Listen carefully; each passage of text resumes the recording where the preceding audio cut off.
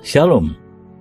Renungan kali ini berjudul Langkah-langkah praktis menuju kekudusan. Bagian 15 oleh Evangelis Lokamanya Prawiro.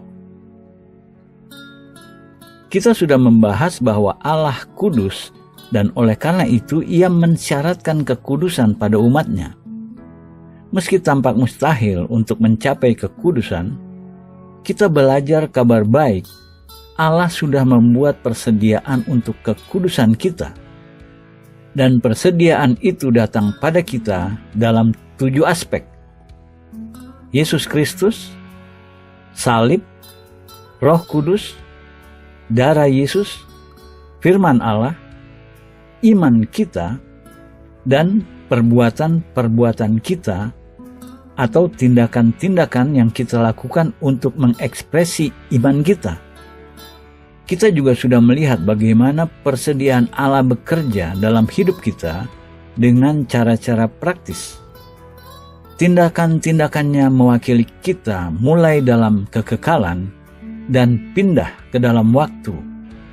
Dalam kekekalan, Allah Bapa mengetahui sebelumnya, memilih, dan mempredestinasi kita. Lalu, dalam waktu, Roh Kudus melanjutkan pekerjaan pengudusan. Pekerjaan pengudusan ini dibagi dalam 3 bagian: menarik, memisahkan, dan mengungkapkan. Roh Kudus mulai menarik kita, memisahkan kita keluar dari orang-orang lain, dan lalu ia membawa kita ke tempat di mana ia bisa mengungkapkan kepada kita kebenaran Kristus dan salib. Roh Kuduslah yang membawa kita kepada garis keturunan. Sementara kita melewati garis keturunan di bawah pimpinannya, kita pindah dari teritori Satan ke dalam teritori Allah. Lalu, pekerjaan pengudusan Roh Kudus berlanjut seterusnya. Mari sekarang kita pelajari aplikasi praktis pengajaran mengenai kekudusan lebih jauh dengan melihat contoh Yesus. Bagian ini bisa disebut bagaimana menguduskan diri kita.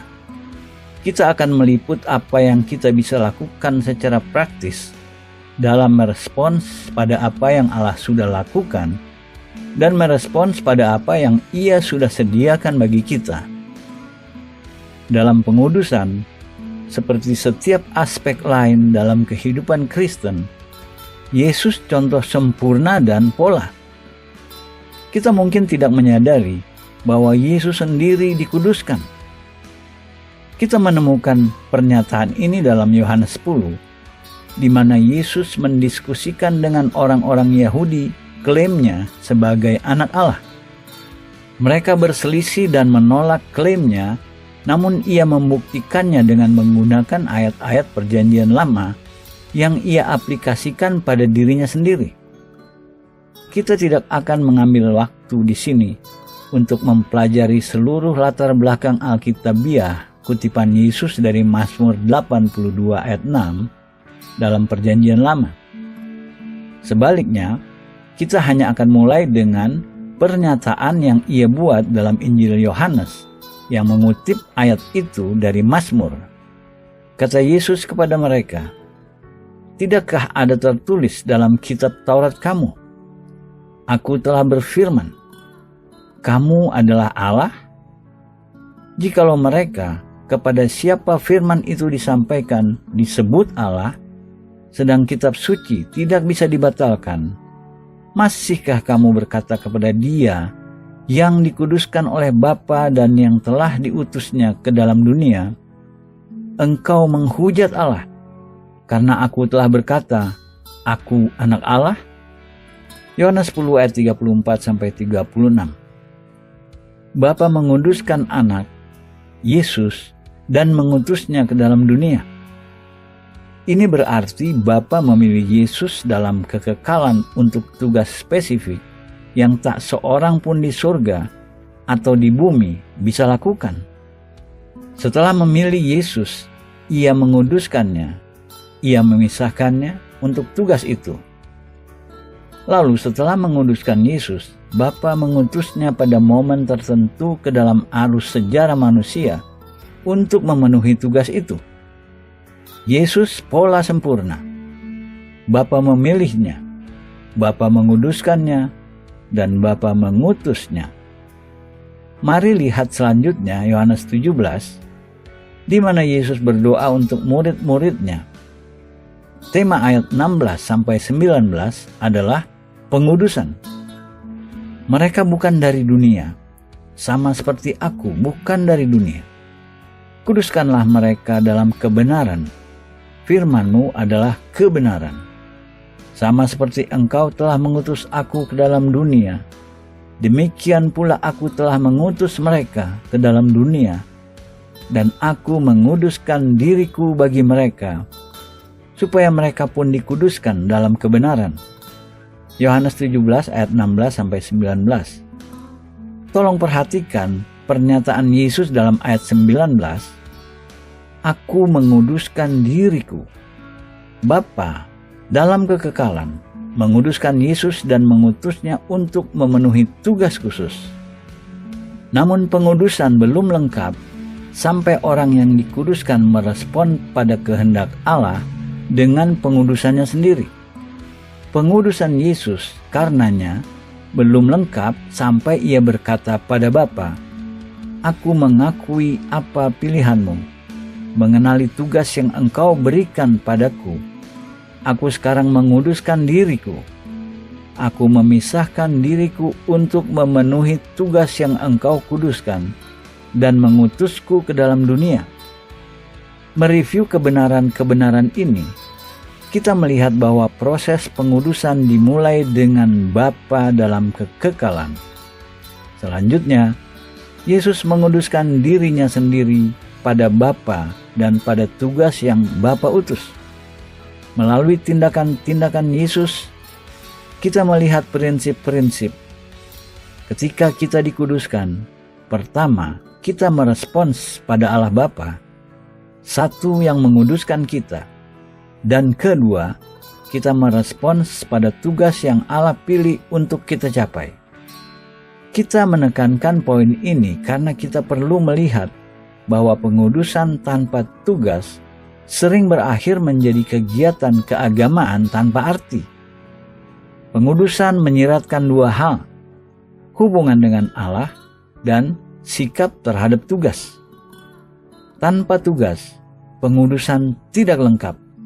Kita bisa mengerti banyak mengenai pengudusan dengan mengobservasi bagaimana Yesus berhubungan dengan Bapanya. Mari lihat beberapa ayat yang menggambarkan sikap Yesus terhadap Bapa, terhadap kehendak Bapa, dan terhadap tugas yang Bapa berikan padanya. Pertama, kita akan melihat Mazmur 40 ayat 8 dan 9. Tolong catat bahwa kata-kata sama ini berlaku bagi Tuhan Yesus Kristus sesuai penulis Ibrani. Ibrani 10 ayat 7. Kita bisa memilih mengambilnya dari kitab Mazmur karena lebih lengkap daripada referensi dalam kitab Ibrani. Dalam Mazmur 40, kita membaca, "Lalu aku, anak, berkata, sungguh aku datang. Dalam gulungan kitab ada tertulis tentang aku." Dalam tujuan kekal Allah, ada bagian tertulis untuk aku perankan. Aku suka melakukan kehendak-Mu, ya Allahku. Taurat-Mu ada dalam dadaku. Ayat 8 dan 9. Ini respons anak kepada Bapa. Menemukan kehendak Bapa dalam kitab, ia berkata, "Dalam gulungan kitab ada tertulis tentang aku. Aku suka melakukan kehendak-Mu." Apa yang membuat kebenaran ini begitu indah untuk kita adalah kitab sama yang Yesus referensi memiliki sesuatu tertulis untuk setiap dari kita. Seperti kitab tersebut memiliki sesuatu tertulis untuk Yesus, kitab tersebut juga memiliki sesuatu tertulis untuk kita. Tugas kita adalah menemukan apa yang tertulis untuk hidup kita dalam gulungan kitab. dalam gulungan kitab ada tertulis tentang aku, menyadari tujuan Allah, aku merespons, aku suka melakukan kehendak-Mu, ya Allahku. Taurat-Mu ada dalam dadaku. Selanjutnya, kita mempelajari 3 nas dari Injil Yohanes yang mengekspresi hubungan Yesus dengan Bapa sementara ia memenuhi tugas Bapa. Dalam Yohanes 6, Yesus berkata, "Sebab aku telah turun dari surga bukan untuk melakukan kehendak-Ku, tetapi aku melakukan kehendak Dia yang telah mengutus aku." Ayat 38. Yesus datang secara spesifik untuk melakukan kehendak Allah yang diungkapkan dalam tujuan kekalnya. Ketika Yesus menemukan dan mengetahui kehendak Allah tertulis dalam gulungan kitab, ia berkata, "Lihat, aku datang untuk melakukan kehendak-Mu." Dan ia berkata kepada orang-orang di sekitarnya, "Aku telah turun dari surga bukan untuk melakukan kehendak-Ku, tetapi untuk melakukan kehendak Dia yang telah mengutus aku." Dalam nas kita selanjutnya, Yesus membuat pernyataan terkenal kepada Filipus. Kata Yesus kepadanya, "Telah sekian lama aku bersama-sama kamu, Filipus, namun engkau tidak mengenal aku. Barang siapa telah melihat aku, ia telah melihat Bapa. Bagaimana engkau berkata, 'Tunjukkanlah Bapa itu kepada kami'?" Yohanes 14 ayat 9. Dengan datang untuk melakukan kehendak Bapa dan melakukan tujuan Allah, Yesus mengungkapkan Bapa. Dengan kata lain, cara ia memperkenalkan Bapa yang tidak kelihatan kepada dunia adalah dengan melakukan kehendak Bapa, dengan memenuhi tugas-tugas yang Bapa tunjuk untuknya. Dalam nas ketiga, ketika kita mencatat apa yang Yesus doakan dalam hubungan dengan tugas yang diberikan padanya oleh Bapa, "Aku telah mempermuliakan engkau di bumi dengan jalan menyelesaikan pekerjaan yang engkau berikan kepadaku untuk melakukannya." Yohanes 17 ayat 4. Dalam melengkapi pekerjaan yang ditugaskan padanya oleh Bapa, Yesus memuliakan Bapa. Ini pola. Bapa memilih Yesus, menguduskannya, dan mengutusnya untuk memenuhi tugas. Yesus menemukan kehendak Allah tertulis dalam gulungan kitab dan berkata, "Lihat, aku datang untuk melakukan kehendak-Mu." Mazmur 40 ayat 7 dan 8. Ia bersaksi, "Aku telah turun dari sorga bukan untuk melakukan kehendak-Ku, tetapi untuk melakukan kehendak Dia yang telah mengutus aku." Yohanes 6 ayat 38. Dalam melakukan kehendak Bapa, ia berkata, "Jika engkau telah melihat aku melakukan kehendak Bapa, engkau telah melihat Bapa." Lihat Yohanes 14 ayat 9. Dan dalam memenuhi tugas ini, Yesus berkata, "Aku telah memuliakan Bapa di bumi." Lihat Yohanes 17 ayat 4. Jadi, Yesus mencapai hasil-hasil. Pertama, ia mengungkapkan Bapa. Dan kedua, ia memuliakan Bapa. Kita mengenali tujuan tertinggi pengudusan untuk mengungkapkan dan memuliakan satu yang menguduskan. Sekarang kita sudah mengobservasi pola ini dalam hubungan Bapa dengan anak dan respons anak pada Bapa. Kita selanjutnya akan membukanya dalam hubungan Yesus dengan murid-muridnya. Lihat lagi Yohanes 17, kita melihat bahwa Yesus berdoa, "Kuduskanlah mereka dalam kebenaran firman-Mu, adalah kebenaran. Sama seperti Engkau telah mengutus aku ke dalam dunia, demikian pula aku telah mengutus mereka ke dalam dunia." Ayat 17-19. Tolong perhatikan bahwa tema sepanjang nas ini adalah pengudusan. Dalam ayat 18, Yesus berkata pada Bapa, seperti Engkau mengutus aku ke dalam dunia, dengan cara yang sama aku mengutus murid-murid ke dalam dunia. Dan dengan memenuhi kehendak-Ku, murid-murid akan dikuduskan seperti aku dikuduskan dalam memenuhi kehendak Bapa. Pola hubungan Yesus dengan murid-murid, pola sempurna hubungan Bapa dengan Yesus. Lalu, jika kita melihat secara hati-hati Yohanes 20 ayat 21, kita menemukan pernyataan Yesus berikut. Waktu itu, Ia tidak berbicara pada Bapa melainkan langsung pada murid-murid. Damai sejahtera bagi kamu. Sama seperti Bapa mengutus aku, demikian juga sekarang aku mengutus kamu. Hubungannya paralel. Bapa memilih menguduskan dan mengutus Yesus untuk tugas spesifik yang tak seorang pun bisa lakukan.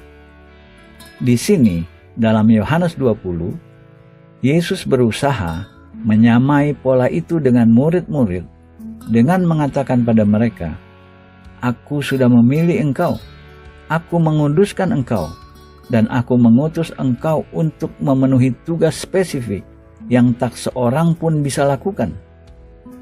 Kita harus ingat bahwa pengudusan berdasarkan komitmen pada Allah, bukan pada tugas.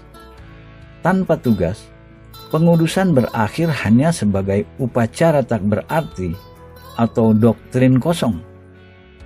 Namun tanpa komitmen pada Allah, tugas menjadi pekerjaan kosong.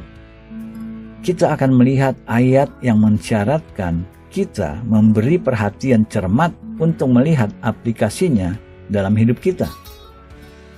Ayatnya adalah Ibrani 2 ayat 11. Sebab Ia yang menguduskan dan mereka yang dikuduskan, mereka semua berasal dari satu. Itulah sebabnya Ia tidak malu menyebut mereka saudara.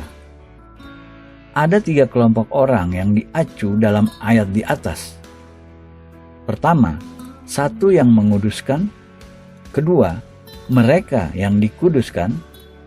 Dan ketiga, satu darinya mereka semua berasal. Pikirkan sejenak untuk memahami siapa yang dimaksud dalam setiap kelompok.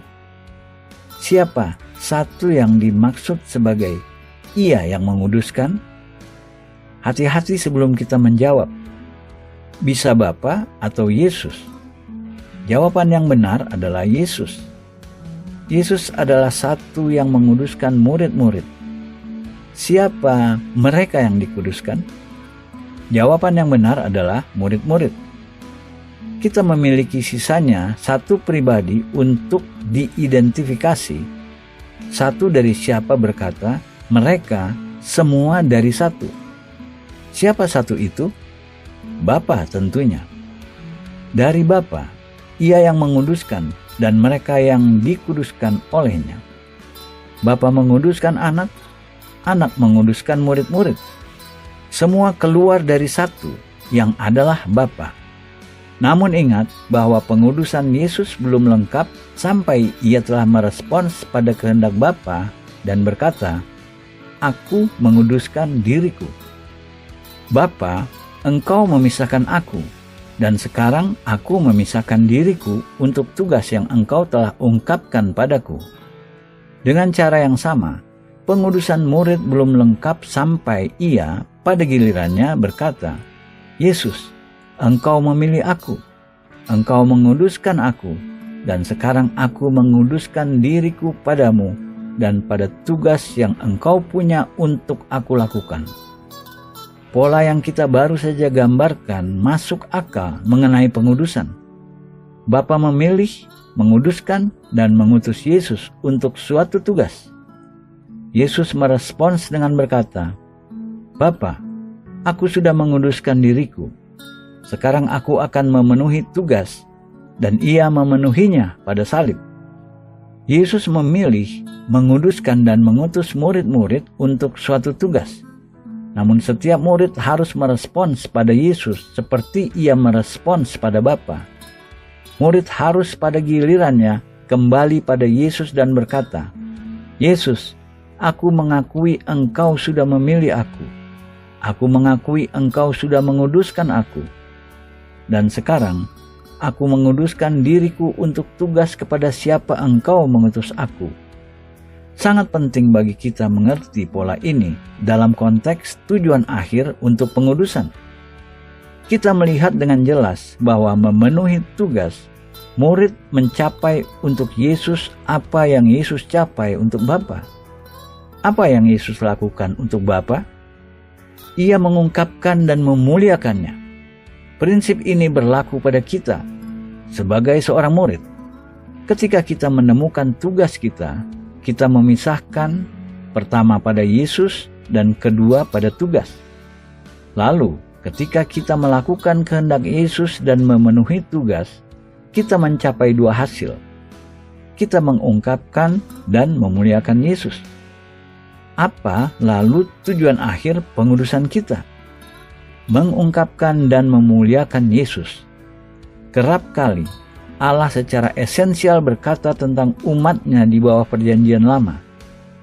Dan bangsa-bangsa akan mengetahui bahwa akulah Tuhan. Demikianlah firman Tuhan Allah. Manakala aku menunjukkan kekudusanku kepadamu di hadapan bangsa-bangsa. Lihat sebagai contoh Yeskiel 36 ayat 23. Tujuan pengudusan bukan untuk membuat kita berbeda dari orang lain. Bukan untuk membuat kita lebih kudus. Bukan untuk hidup menurut seperangkat peraturan. Melainkan untuk mengungkapkan dan memuliakan Yesus Kristus, satu yang kudus. Namun hasil itu menuntut respons dari orang yang dikuduskan. Seperti Yesus merespons pada Bapa yang menguduskannya. Mari lihat lagi Ibrani 2 ayat 11. Akan lebih jelas sekarang. Sebab Ia yang menguduskan dan mereka yang dikuduskan, mereka semua berasal dari satu. Itulah sebabnya Ia tidak malu menyebut mereka saudara. Tentunya Yesus tidak malu menyebut mereka saudara karena dalam memenuhi kehendaknya dalam pengudusan, mereka menunjukkan kodratnya. Mereka memiliki kemiripan dengan keluarga. Mereka menjadi sepertinya, bukan hanya dalam teori, bukan hanya melalui doktrin, namun dalam kodrat. Secara pengalaman, mereka membuktikan diri mereka sebagai anak-anak Allah, mendemonstrasikan kodrat Bapa dan keluarganya. Amin.